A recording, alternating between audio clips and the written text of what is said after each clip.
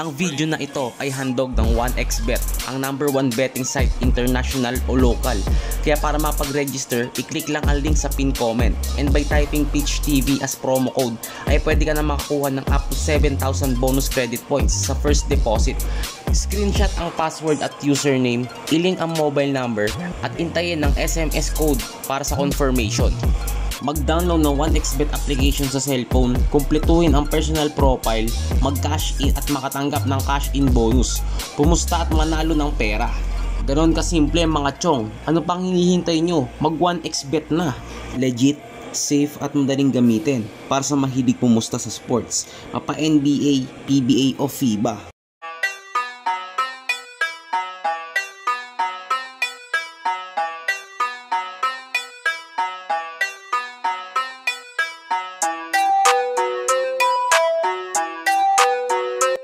Magandang araw mga chong. Terence Romeo, magbabalik Mavs Phenomenal. Possible din ba makapaglaro kontra PBA Moto Club? Bago natin pag-usapan yan, focus muna sa goal. Let's go!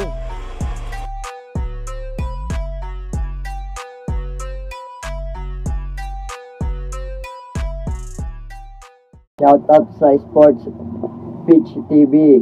Mag-subscribe na kayo sa channel niya. Stay safe. Mga chong, sa mga hindi nga nakakaalam, si Terence Romeo nga po ay naging trainee ni Coach Mav 8 years ago. Correct me if I'm wrong mga chong. Meron pa kang video clip na nakita ko na kung saan nasa garahe itong si Terence Romeo.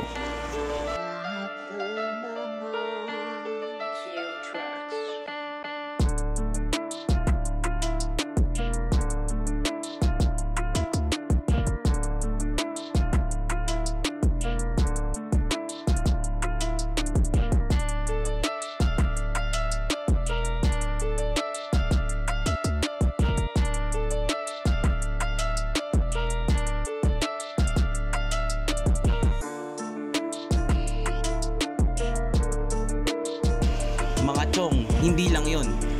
Dahil isa si Terence Romeo sa naging inspirasyon ni Kit Jimenez.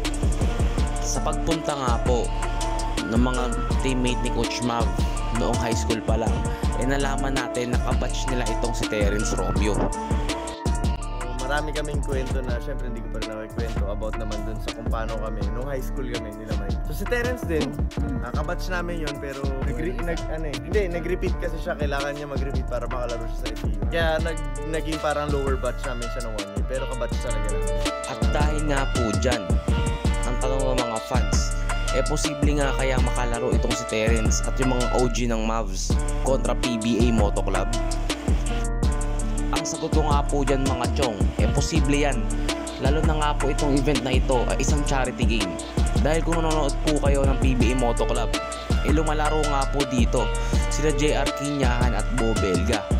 Pero tatandaan po natin na malaki pa rin ang chance na hindi sila payagan ng teams nila dahil nasa kontrata nila ito sa PBA. Mga chong, tungkol naman sa pagbabalik ni Terence Romeo sa Mavs Phenomenal, mangyayari po ito. Lalo na nga po sinabi ni Russell Escoto sa kanyang vlog na isasama niya ito sa pagbalik niya sa Mavs. Mga chong, nakaka-excite nga mga mangyayari sa MPB. Pwede natin sama si PR. Terence. Magiging maganda yun. Maganda po namin. Yeah! Maganda po namin.